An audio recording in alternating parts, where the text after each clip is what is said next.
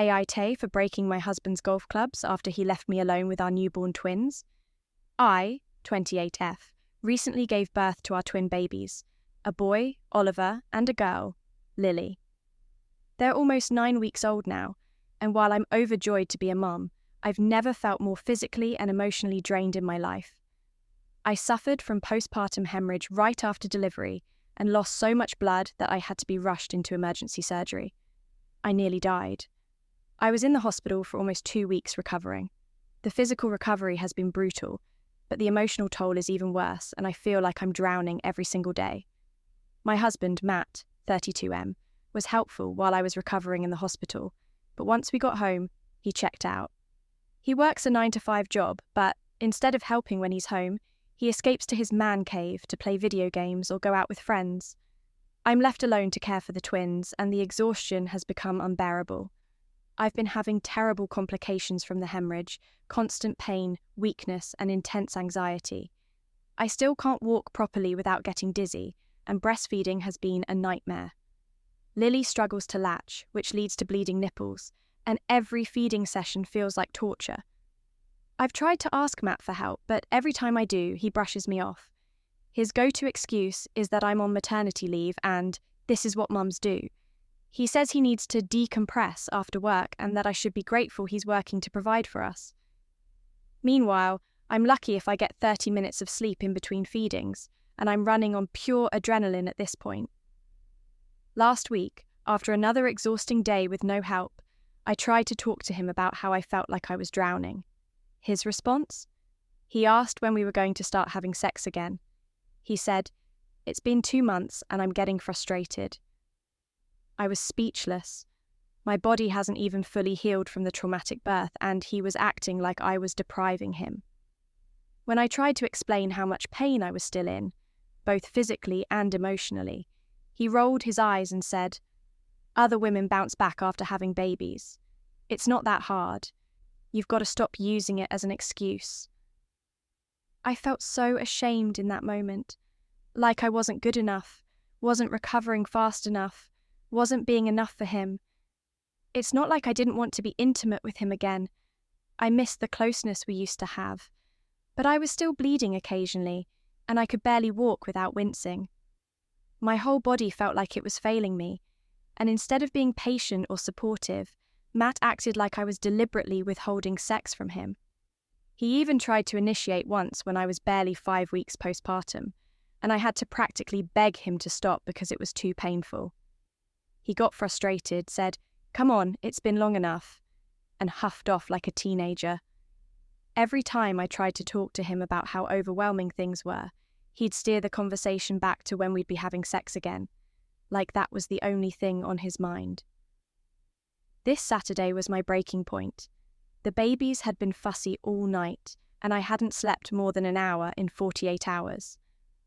I was completely exhausted, and with my anemia still making me weak, I could barely stand.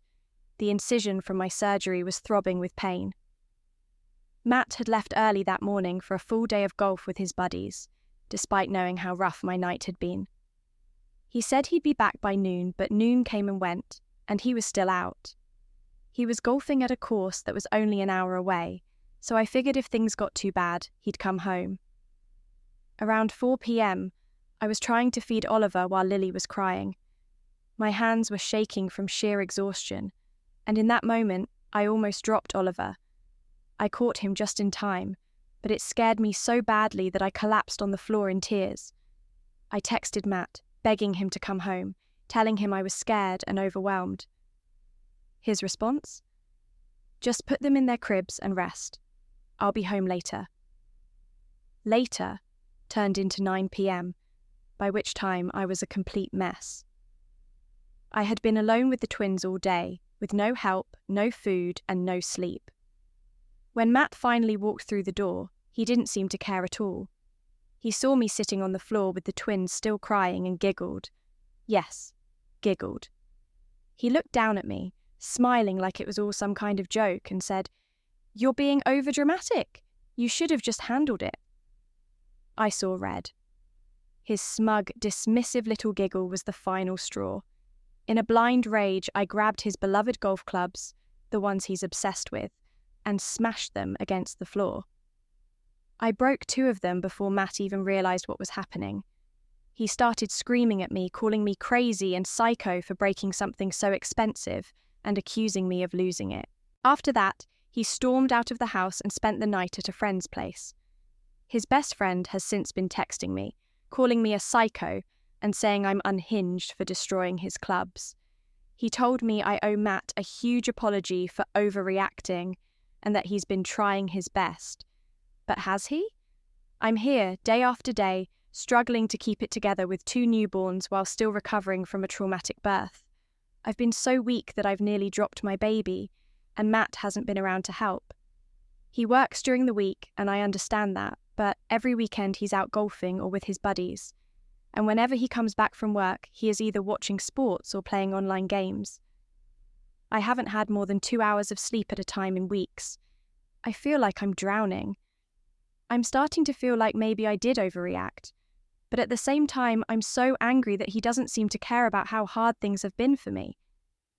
AITA for breaking his golf clubs. Edit 1.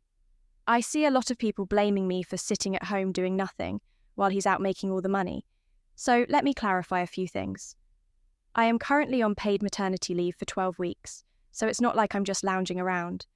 I'm taking care of newborn twins while recovering from childbirth, which is exhausting in itself.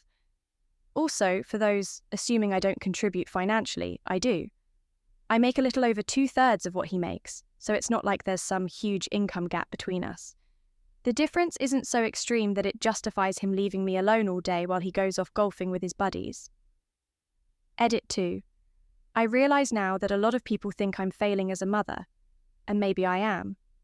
I've seen the comments saying things like, I had 2 jobs and 4 kids and managed just fine, and it hurts because I feel like such a failure compared to that. But I want to explain why I've been struggling. After the twins were born, I suffered a hemorrhage, which led to emergency surgery. I've been in constant pain ever since, and I'm also dealing with severe anemia. There are days I can barely stand without feeling dizzy or faint. Every time I try to do something simple, like feed or change the twins, I'm reminded of how weak I've become. I know I should be stronger, but it's hard to when my body feels like it's breaking down. I'm not making excuses for smashing Matt's golf clubs. I know that was wrong. I feel like I'm drowning. I love my babies, but I'm so tired. I'm trying so hard to keep it together, but it feels like everything is falling apart. I don't know how I'm supposed to handle all this alone. Maybe I do deserve all the blame. I just don't know how much more I can take. AITA for telling my wife I'm not as excited about the pregnancy since she stopped taking birth control without telling me. So, here's the deal.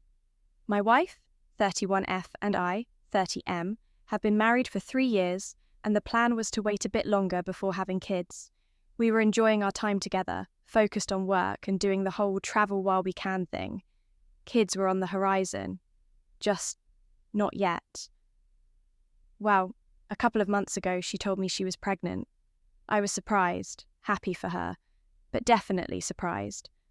When I asked her how it happened, she confessed that she'd gone off birth control without mentioning it because she felt ready and thought I'd be fine with it once the baby was on the way. To say I was caught off guard is an understatement. I get that people change their minds, but it kind of feels like the decision was made for me. I told her, I'm not as excited as she is because we didn't decide this together. I also said it felt more like her decision than ours, and now she's upset, saying I'm acting distant and cold about the whole thing. I love her, and I'm sure I'll love the kid, but I feel like I didn't get a say in something pretty major, you know? My friends are split. Some say I should just get over it and be happy. Others think she should have talked to me first.